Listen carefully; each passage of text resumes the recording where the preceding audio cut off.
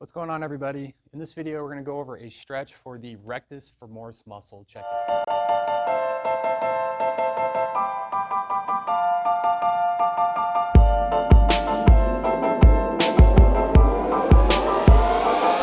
Rectus femoris.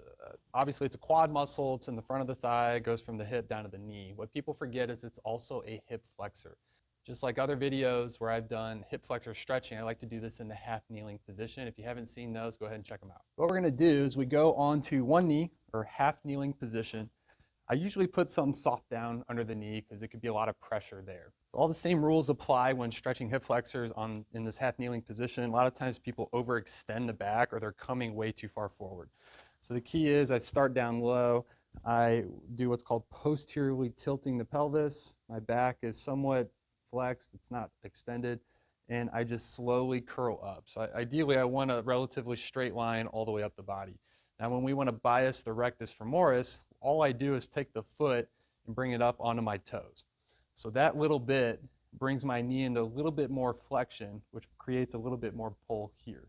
So from there, really keeping the front engaged, almost squeezing the gluten away, and then I'll just shift forward a few inches. So then that brings me into a little bit more hip extension.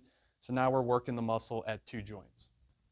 If you need to progress this, now I'll say you shouldn't have to do a ton more with this, but I'll take something like a yoga block, put it under that foot, and then place the toe there.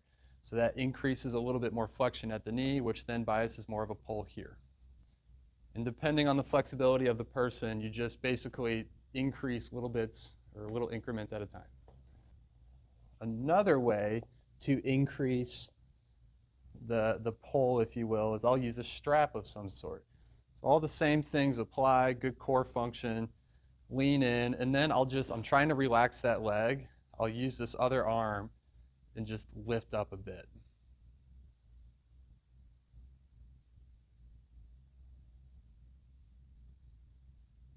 When performing this stretch, or really any stretch, you can do this in a couple ways. You can do a classic, just static stretch. We'll get into that stretch, feel a nice pull, and then I want you to relax, breathe, don't forget about breathing, and hold for about 30 seconds.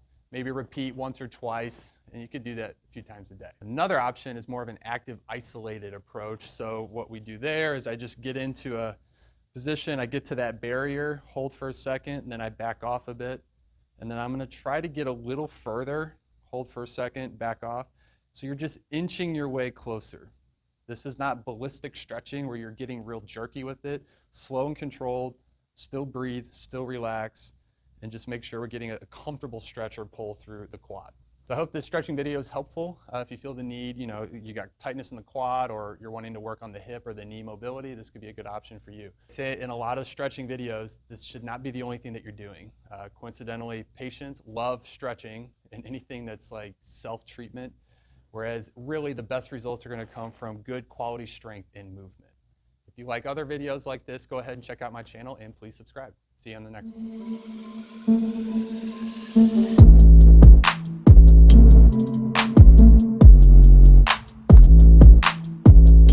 Pelvic position.